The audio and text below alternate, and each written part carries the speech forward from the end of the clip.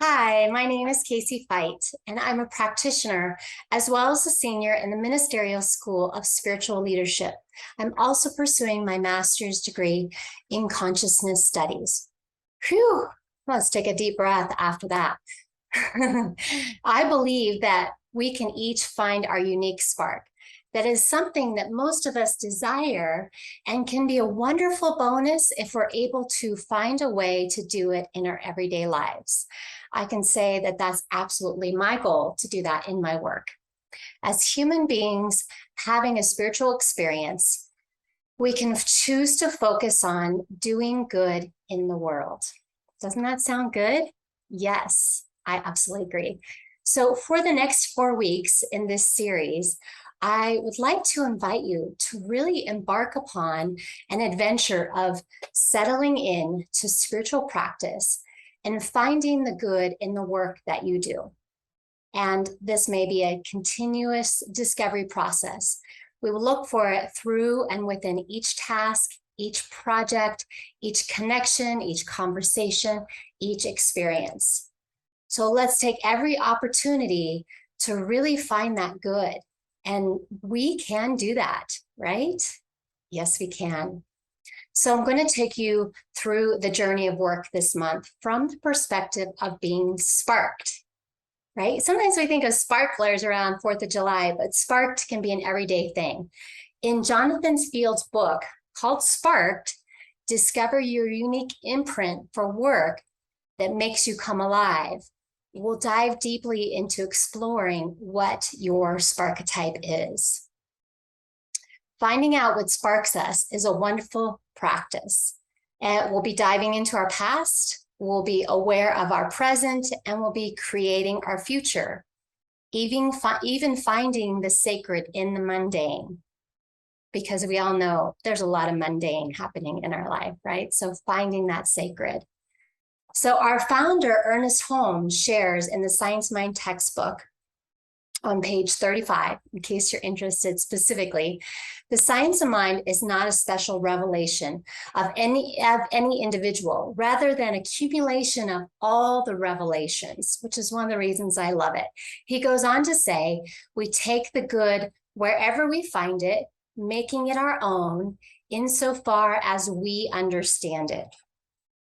This realization is that good is universal, and that as much good as any individual can incorporate into their life is to be used. This is what constitutes the science of mind and spirit.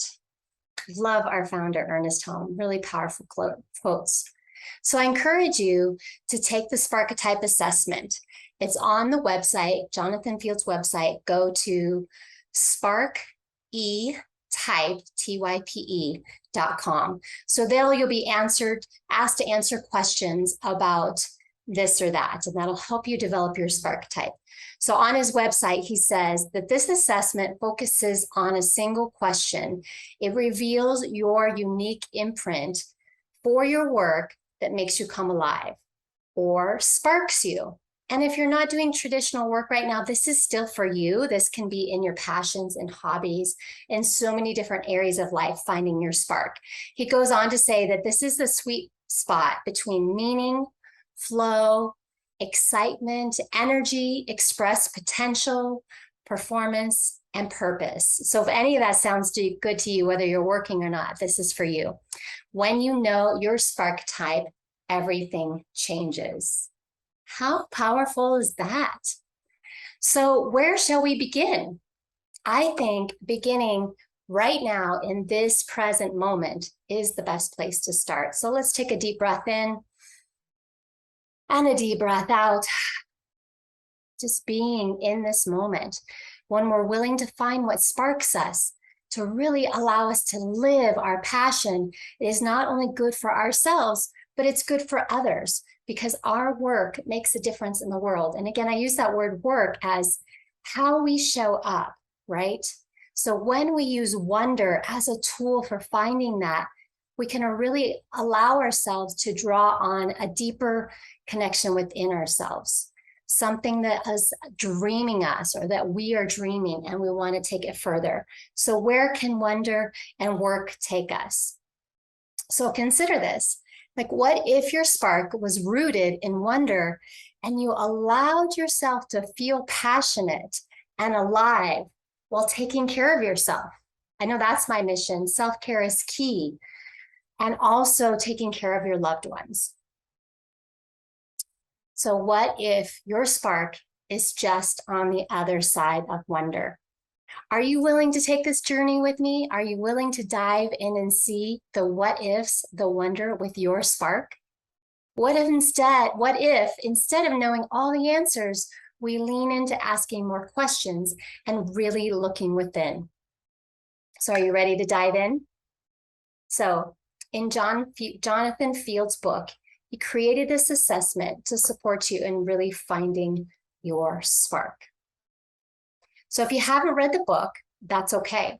I do encourage you to get the book, maybe at the library or on a Kindle. You can absolutely follow along with this 4-week series with me, because I will be summarizing and sharing it with you. We'll be going through a meditation each week. So these next 4 weeks, I'm going to give you an overview of a couple of different types. There are 10 in all, and we're going to do 2 or 3 each week. So you can see right here in this graphic, the 10 sparketypes. So like I said, we'll dive into them, but here they are as an overview. We've got the maker, the maven, the scientist, the essentialist, the performer, the sage, the warrior, the advisor, the advocate, and the nurturer. You might already start to have an idea of what you are. So each type has 3 elements. There's your primary. This is your strongest impulse, like how you show up in the world, your biggest passion. Then there is the shadow. And this is not necessarily the dark, but it's the part that amplifies your primary. So it gives kind of some movement behind it. There's the anti, and this is the one that's hardest for you. Like, it just takes a lot of energy, a lot of needs, and there's a recovery process with that. So again, it's not bad, but it's just not something that comes to you easily and effortlessly. It's that area where, like, oh gosh, I would not want to do that for a living or spend all my time doing that. So today we're going to dive into the Maven to start. And the Maven slogan is living from curiosity. They're really in a place of fascination, almost obsession, and driven to understand. It can be very generalized for some people, but they want to learn. They want to know everything. They may go wide and deep, or they may go really narrow, or there could be a blend. I happen to be one of these mavens, and I'm a blend. I want to know everything about everyone and everything, but I also can go really deep into a certain subject.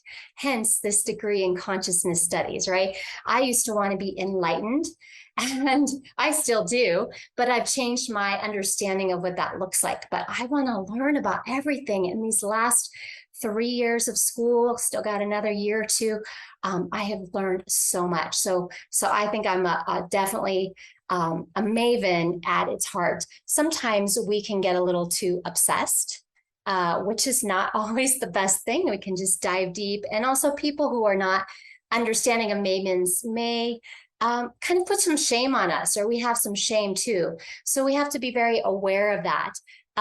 We can tap into the shadow. So for me, my shadow is the scientist, and the scientist also wants to really learn and understand and dive deep and trying to figure everything out. So like I said, the shadow is not necessarily the bad side. It's the part that actually helps the primary. So my scientist really works with my maven. I think they're very much in line, and we'll talk about more of the scientist in the following week. But they're trying to solve things, trying to bring things together.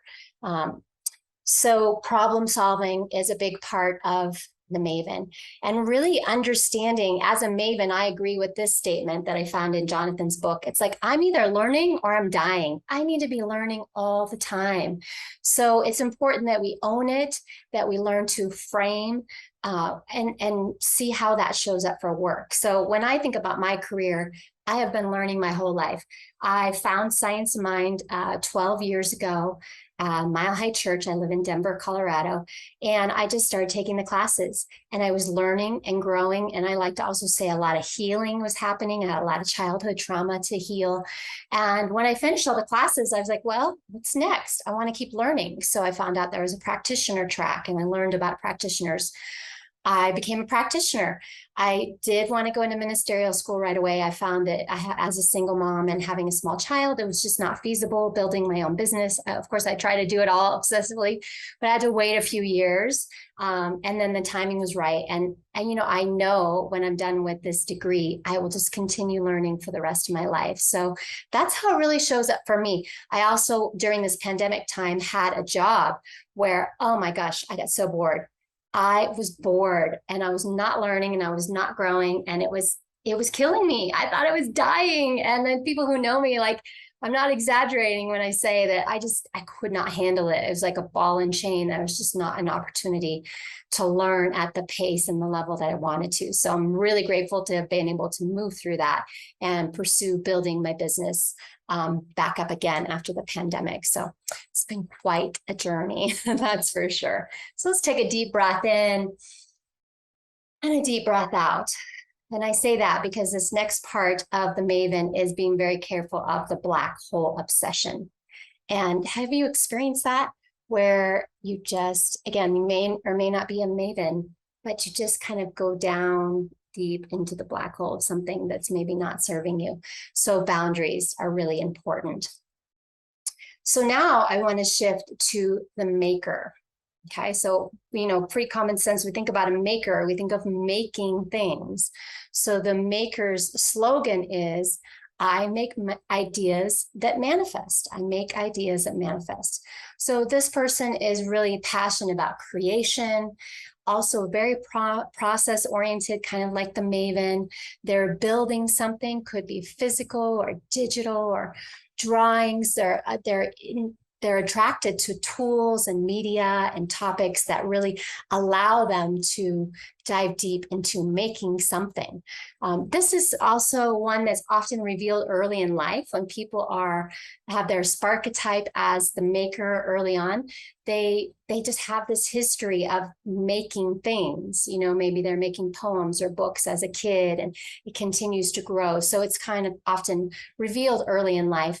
And then there's also this challenge for the makers of vision versus ability. So they can have this vision of what they want to make, and then there's the ability piece of, are they able to do it? And that can take decades for many. Like I mentioned, you might start things early and decades later things are made. So this is really the creation process that, Science Mind here we talk about, is we are all creators.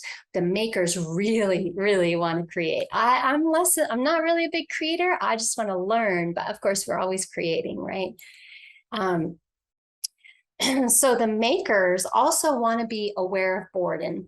And sometimes that happens because there's kind of a disconnection between the outcome and the impact. So again, excuse me, that maker is wanting to really have that connection, to have that outcome and that impact with whatever it is they made. And again, because that takes time, that can often be a challenge for our makers. So collaboration is key. And if you're identifying with this, connecting and collaborating with others is really important. Also, I'm going to mention the black hole on each one of these different sparketypes. So the black hole with the maker is kind of similar to the Maven too, but it's that they can be so internally focused and absorbed, and that they ignore their self-care.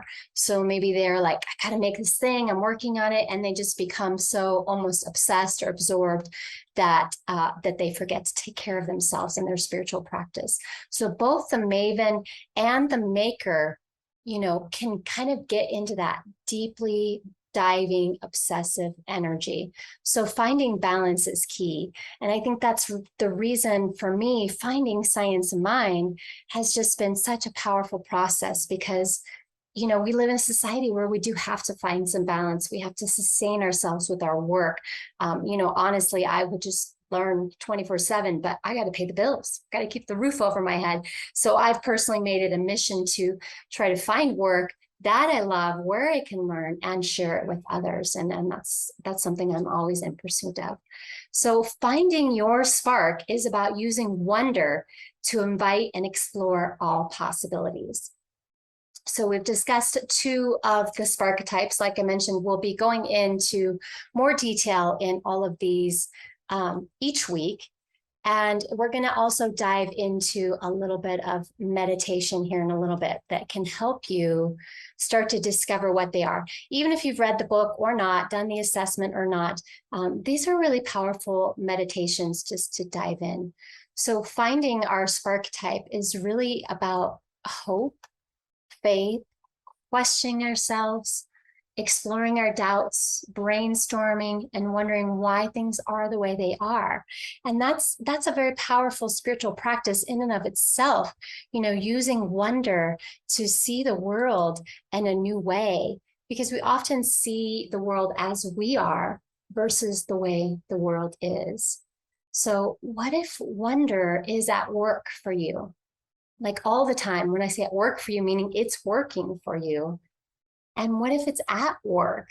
Many of us kind of compartmentalize our lives, right? Here's my work, here's my personal, here's my self-care. But what if we can blend it all together and our work can be full of wonder as well? Something to think about. Really powerful. So I really hope that as you continue to journey with me, that you allow everyday wonder to do its work for you, that you don't always have to do the work, but you can have that wonder in your mind and be both equally committed to wonder and to the work. And notice if that allows your achievements to reveal themselves to you and for you, right? So let's take a deep breath in. I get so excited. I got to breathe and slow down. And we're going to start to dive in to the good, to the blessing, to the beloved of wonder, of work that's really inside of all of us. So I love this quote by Maya Angelou. She says, "I've learned that people will forget what you said. People will forget what you did, but people will never forget how you made them feel." And the reason I just had to really bring that quote in is that when you are sparked, when you are feeling alive and doing your work that's bringing good into the world, people are going to feel that from you. They're going to want to be with you. They're going to want to work with you, connect with you, because they feel your spark, and your spark is powerful. So what if we know who we are so we can make ourselves feel and share with others our spark? Isn't that powerful? So in a few moments, I will guide you into a visualization or a meditation. It's kind of both. And we're going to go deeper into finding your spark. And then before we do that, I want to tell you just a little bit about what this process is like. So this is beautifully outlined in Jonathan Field's book, Sparked, as I mentioned. We're going to move through our 4 weeks in 4 different categories. So this first week today, I'm going to guide you through thinking about areas where you've been paid to work. This could be current, and this could be years past. Or maybe you haven't worked as much as you would like, what kind of work you would really like to do. Okay, so later in the future weeks, we're going to dive into leisure, we're going to dive into roles, we're going to dive into classes or things that you learn and study. But right now, for today, I really want you just to think about paid work. And so I will be guiding you with some questions. But before we go there, pause this if you like for a moment and grab a pen a keyboard or a paper or a writing utensil, because after we go through this process, or for some of you maybe during, you may want to write some of these things down. We often all think that we'll remember, but we live in a very fast-paced society, and I don't know about you, I never remember, so I got to write it down. So you may want to write some of these things down, and then that will give you food for thought during the week to contemplate, to think ahead about what that, how that's going to show up for you in your life. And I've done this with a couple of people. I'll start sharing some testimonials these next couple of weeks, and people are like, "Oh my God, this is amazing," because it's showing up. It really is. So it's powerful. So having that awareness forefront of your mind, and then moving throughout your week, you'll start to see it show up. Okay. So grab that piece of paper, that pen, or that keyboard, whatever you want to do. And again, you don't have to write down full sentences, just can be words or bullet points of things that are going to come up during the time of meditation or afterwards. And you're going to want to have that handy so that you can do that. All right, so let's take a nice deep breath in and a deep breath out. Let out a sigh. Let's do 2 more breaths like that. Deep breath in, deep breath out. 1 more breath, breathing in through the nose. Exhale out your mouth. So I'm going to ask you to close your eyes. If you're not comfortable closing your eyes, you can just turn your attention focusing down, looking at one spot, just to really tune yourself into the moment. And if you haven't already, turn off any electronics or phones or beeping things that are going to distract you, or come back to this later and really give yourself the gift of diving into this meditation. So breathing in, breathing out.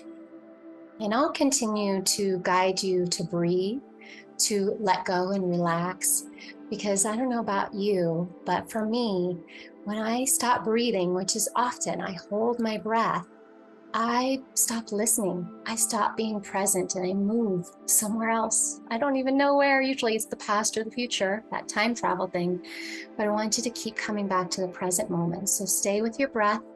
Stay with the sound of my voice and the words that I'm saying, and let yourself go in and really remember, think, dream, feel, and see what comes up. No judgments, no right or wrong, just simply breathing. Take a deep breath in and a deep breath out.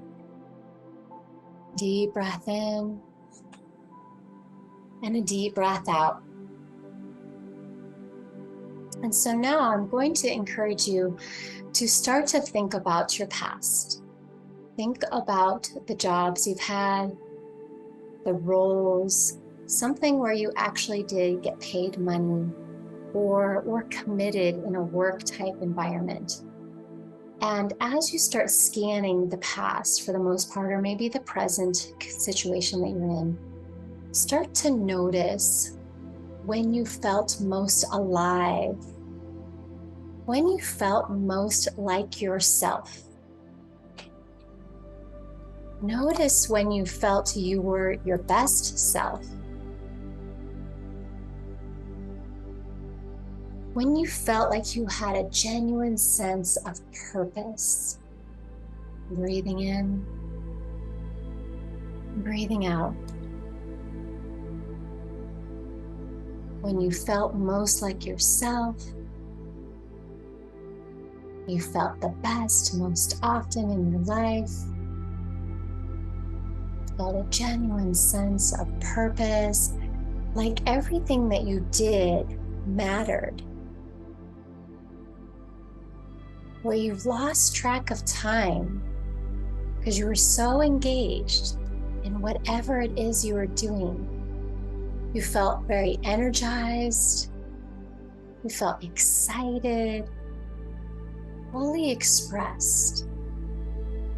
So I'm going to be quiet for a moment. Just think of 3 experiences: alive, excited, expressed.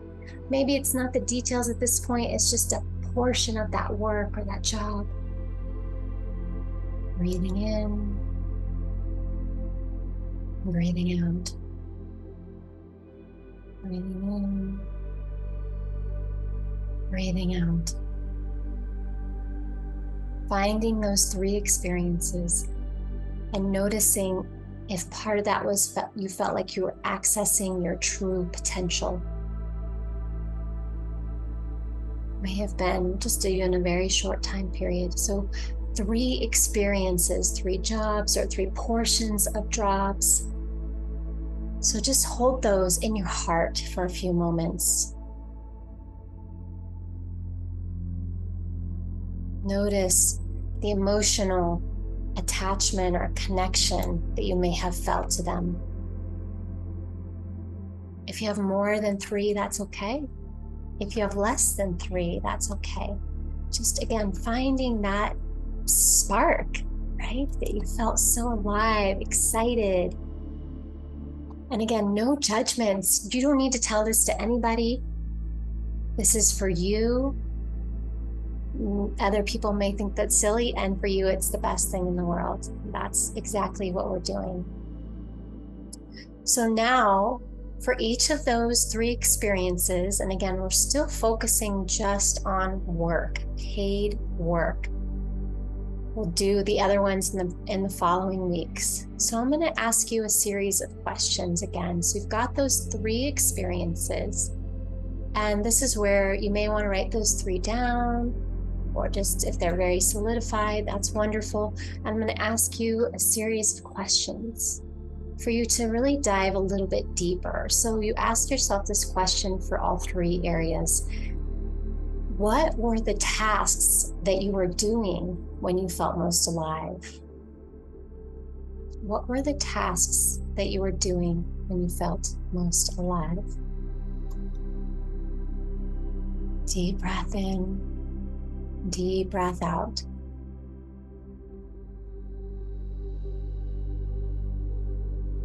Now think about what were the processes that you were engaged in when you felt most alive? What were the processes? Were they with other people? Were they by yourself? Also, what were the projects that you were involved in when you most felt alive in these 3 jobs, positions, work? Take a deep breath in and a deep breath out. Deep breath in, and deep breath out. What were the topics or areas of focus that you were focusing on when you felt most alive? For me, I love working with kids. I feel so alive when I work with kids. So maybe it's a group of people, maybe it's a specific genre or topic within your work. What topics or areas of focus were you focusing on when you felt most alive? Breathe that in. Breathe that out. That's the last question. So this week, as you move forward, I want you to remember that wonder can be a part of your life, of the daily living part of your life. And maybe you want to even start having a journal of moments of wonder. This could be in the same notebook of your normal daily work to-dos. It could be one at the end of the day by your bedside table. But moments of wonder, because when we have this wonder in other parts of our life, that gives us clues to bring it into our work and allow these questions that I've shared with you to also percolate throughout the week, just thinking about those things that you wrote down or that came up when you felt most alive, excited. So allow the mystery of work to wonder in your life, to unfold within your daily practices. So I wonder what would happen if you allowed this to be. And ask yourself that question. I wonder what happened if I fill in the blank. It is very common practice to ask ourselves, I wonder what would happen if this or that. So incorporate that into your week today, tomorrow, until I see you again. So I hope you have a beautiful week. You stay sparked, and I can't wait to hear from you and see you next week.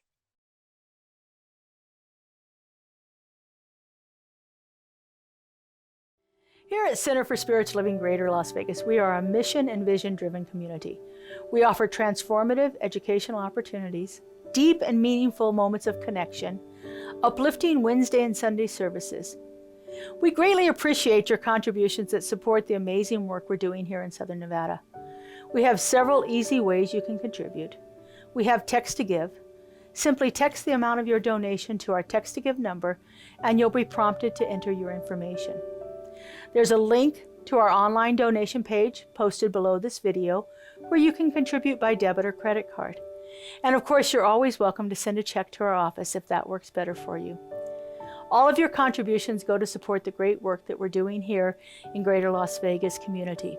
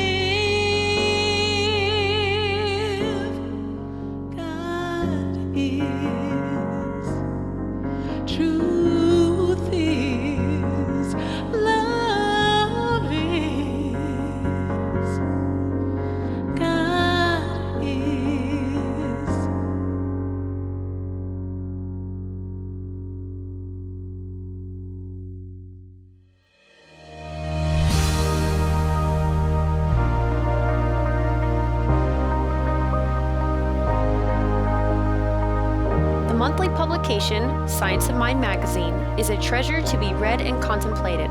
Along with in-depth articles, there is a day-to-day spiritual support to be gleaned from its daily guides.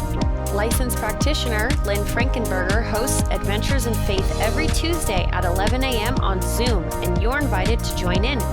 This is a weekly group discussion that focuses on those daily guides and how to apply them.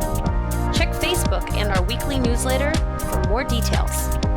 CSL Greater Las Vegas brings you much of your favorite spiritual music every Friday at 7 p.m. with spiritual soundscapes. Enjoy performances from CSLGLV vocalists along with special guest singers.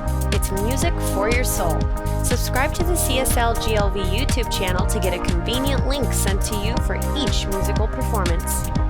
At CSL Greater Las Vegas, it is our mission to inspire spiritual discovery through community connection, exploration, and celebration. This mission supports the all-inclusive vision of Centers for Spiritual Living worldwide, in which we envision a world that works for everyone and all of creation.